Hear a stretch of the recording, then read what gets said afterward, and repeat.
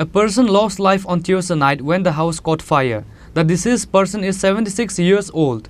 This incident took place in Chandradas village. The damage is estimated to be over 80 lakh rupees. Donna Chakma, a resident of Chandradas village area of Narikul Kunds under Gandasara subdivision, is approximately 76 years old. The incident was reported to have occurred at around 12 am on Tuesday night when the house caught fire. Donna Chakma died in the fire while removing various belongings from the house. The damage is estimated to be over 8 lakh rupees. Various belongings, documents, ration cards, other cards, and different necessities were also burned into ashes in the fire.